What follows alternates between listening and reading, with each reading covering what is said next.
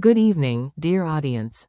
Tonight, we step into a warm kitchen, a place where ordinary ingredients become bridges, and a simmering pot of soup carries the quiet power to soften the sharpest edges of the past.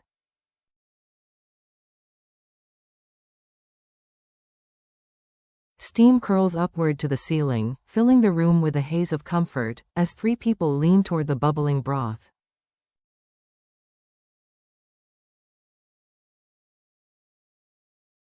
And somewhere between the scent of garlic and ginger, a question rises like the steam itself.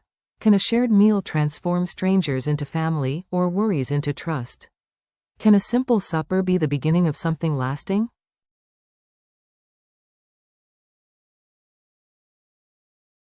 The call. It all began with a phone call, part invitation, part challenge. Would you like to come over tonight? James's mother asked, her voice even, calm.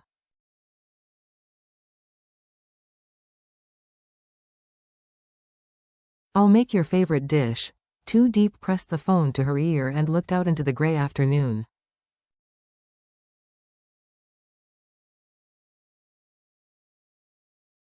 A mist hung low over the city, and the light was thin, almost metallic. A flutter of unease stirred in her chest, not unlike raindrops tapping against a window.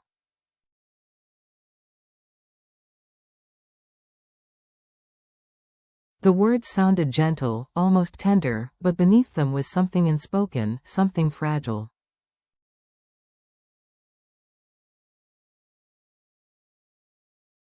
After everything, the silence, the exhaustion, the long days that felt like walking across thin ice, this invitation was not small.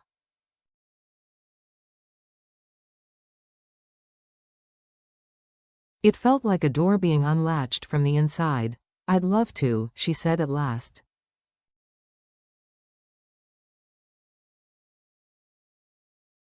And she meant it. James, standing in the doorway, smiled when she ended the call. She invited you? He asked.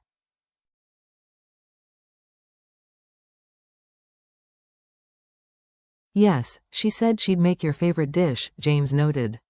His voice carried an unguarded relief.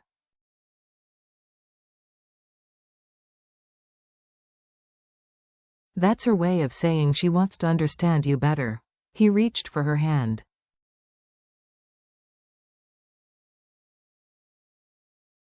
And maybe feed you too much along the way. She let him hold on.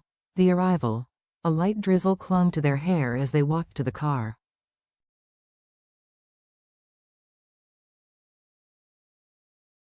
The city lay hushed, the kind of silence that makes you aware of your own breath.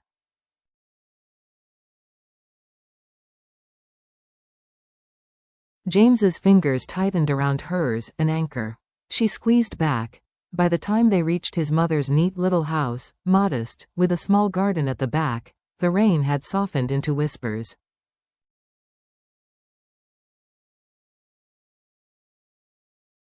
The porch light glowed amber. Before they could even knock, the door opened. You're here, his mother said, and her eyes lit up, not with politeness, but with genuine welcome.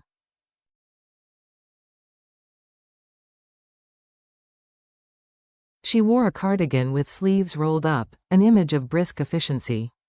Calm, steady, sometimes mistaken for coldness.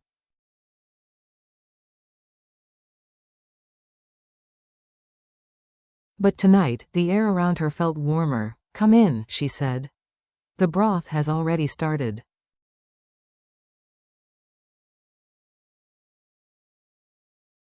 We'll cook together. Inside the kitchen.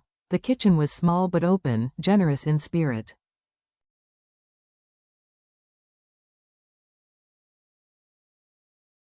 A pot murmured on the stove, releasing coils of steam that fogged the window over the sink.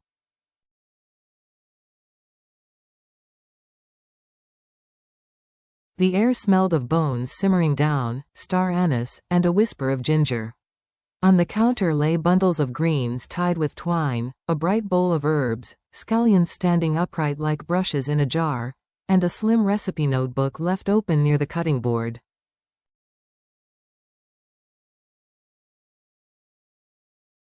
A gray cat padded across the room, a shadow with long legs, before curling beneath a chair, tail flicking in judgment.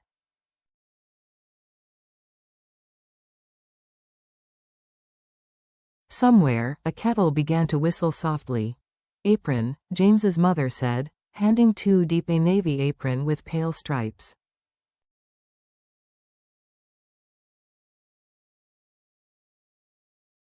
It's easier to talk when our hands are busy. The gesture carried a curious formality, a wordless welcome. You belong here, without needing to say it aloud.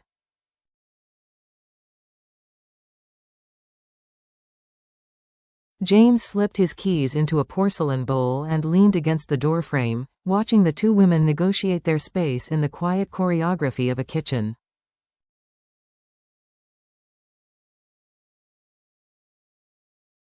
Cooking together. What are we making? Two Deep asked. 3 dishes, James's mother replied.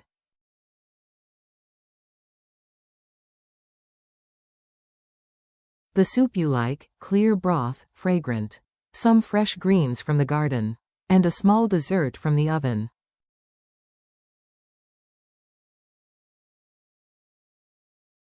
She paused, shooting James a conspiratorial smile. Dessert is usually for him alone.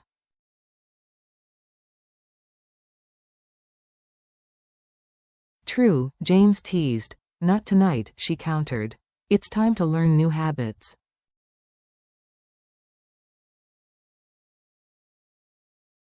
The soup came first. When she lifted the lid, the room filled with warmth that seemed to seep into the chest, comforting in its depth.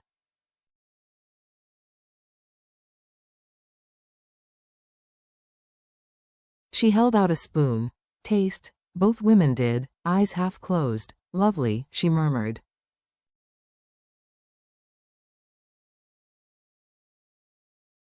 Then, firmer. But it needs more salt. She passed the dish across the counter. Go on.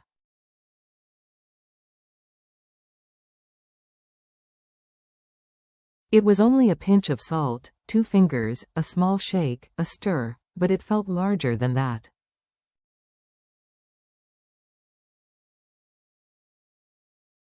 A transfer of trust, a bridge spanning an unspoken distance. James grinned at the doorway, as if watching foundations being laid in real time.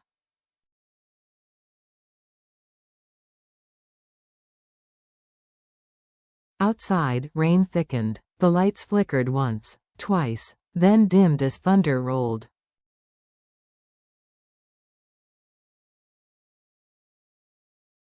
Oh dear, his mother said, unruffled.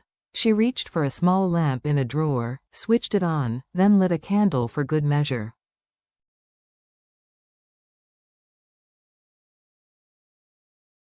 We'll keep cooking. Storms come and go. Two Deep smiled at the calm in her tone.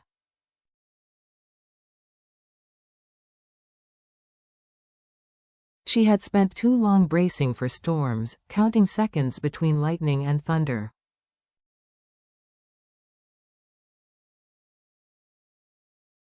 Perhaps it was time to cook through one instead. The garden ritual. The greens were next.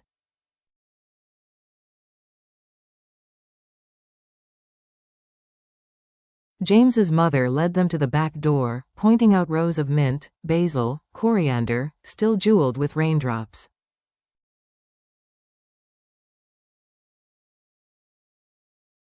They stood together under a single umbrella, clipping fragrant sprigs. I like to grow what I can, she said softly.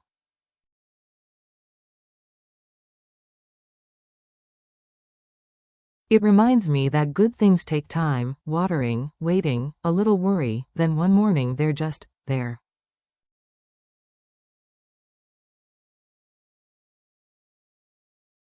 Two Deep twirled a mint sprig between her fingers. I needed to hear that. So did I, James said quietly from behind them.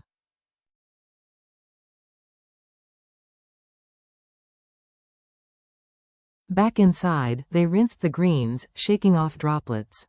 His mother showed how to slice without bruising the leaves.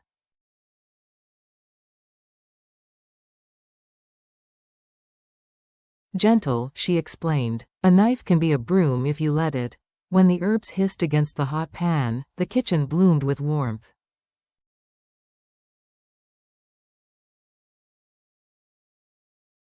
Even the cat stretched out beneath the table, conceding to the comfort, recipes, confessions, and small truths.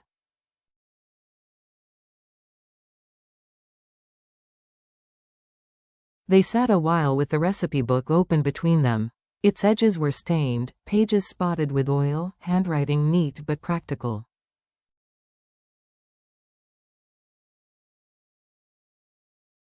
Scribbled notes in the margins marked lived experience: less sugar in summer. James likes more lime.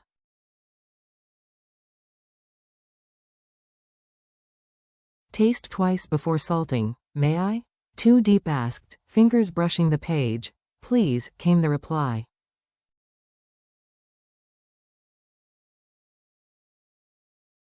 Her voice was different now, softer, more assured. I used to think recipes were rules, she said.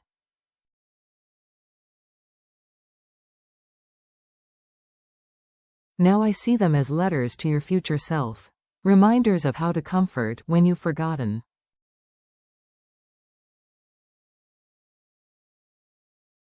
The dessert was simple: butter, sugar, eggs, flour. She folded the mixture with practiced hands, lifted the bowl to inhale the vanilla.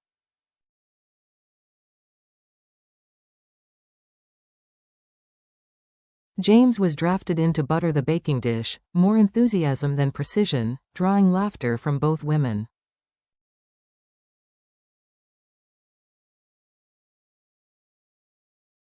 The cake slid into the oven. The kitchen exhaled. Words between the silences. Conversations meandered like a river finding its way around stones.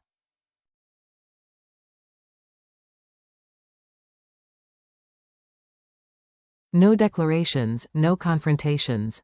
Just a flow, punctuated by chopping, stirring, turning pages.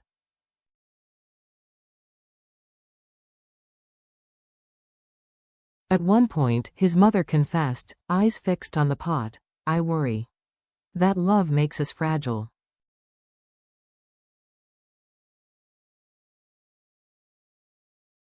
That I'm not enough. Not because of you, but because fear makes us small. James leaned forward, elbows on knees.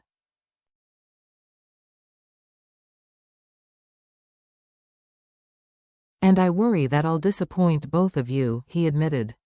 But I know what I want: this room, this table, all of us here together.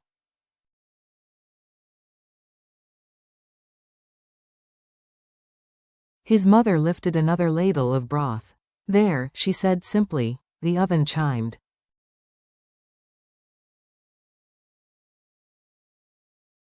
The cake was ready. A quiet offering. She stepped away briefly, returning with a small cloth bundle.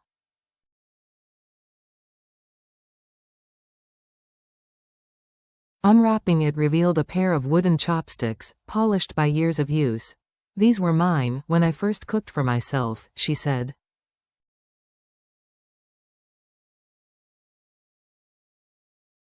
I used them for many years. I'd like you to keep them. No more words. None were needed.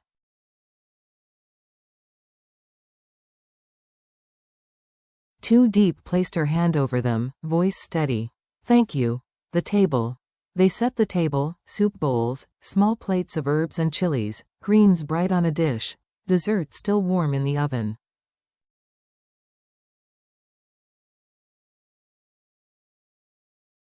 His mother pulled another chair close enough that knees might touch. The broth was clear, honest, like a truth retold simply.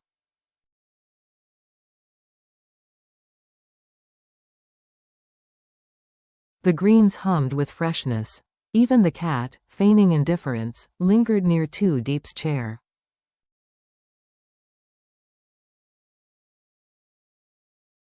Outside, the rain softened into silence. They spoke of small things: markets, neighbors, a door newly painted yellow.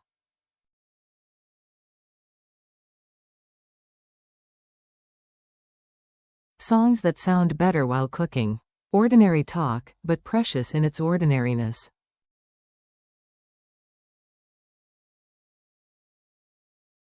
When dessert arrived, golden at the edges, pale at the center, James teased, "You're really sharing this?"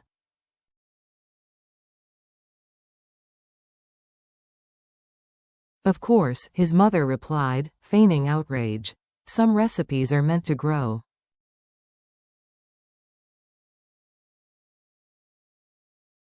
That's how families grow too. The aftertaste. They ate slowly. The sweetness was humble, unpretentious, but deeply comforting.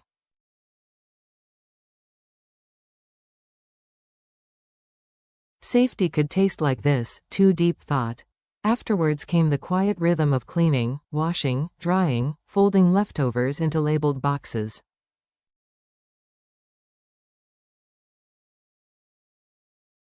Care expressed in the details. At last, his mother folded the apron and pressed it back into Too Deep's hands.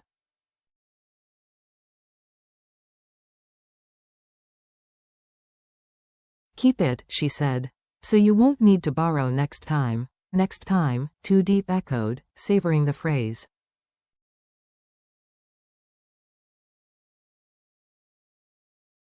The departure. On the porch, the rain had thinned to silver mist. James's mother brushed his collar, patted his shoulder.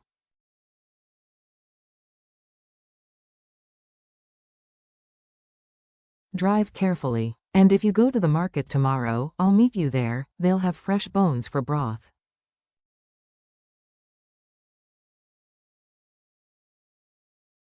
An invitation disguised as an errand. Affection tucked inside practicality. "I'd like that," Too Deep said.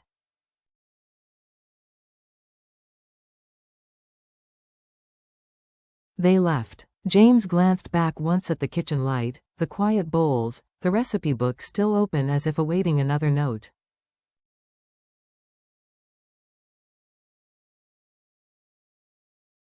"Are you well, Mom?" he asked as they walked. "Better," she said, surprised at her own honesty.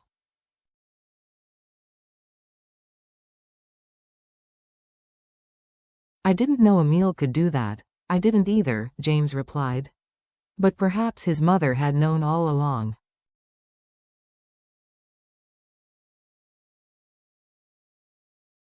Closing. Driving home under a sky scrubbed clean, Too Deep rested the chopsticks on her lap, one hand always on them as though holding onto a new word she had just learned.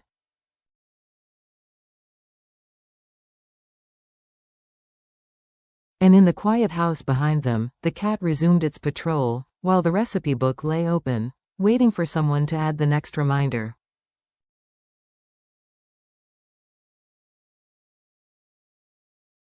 Tonight, we cooked in a storm. Taste twice. Trust often.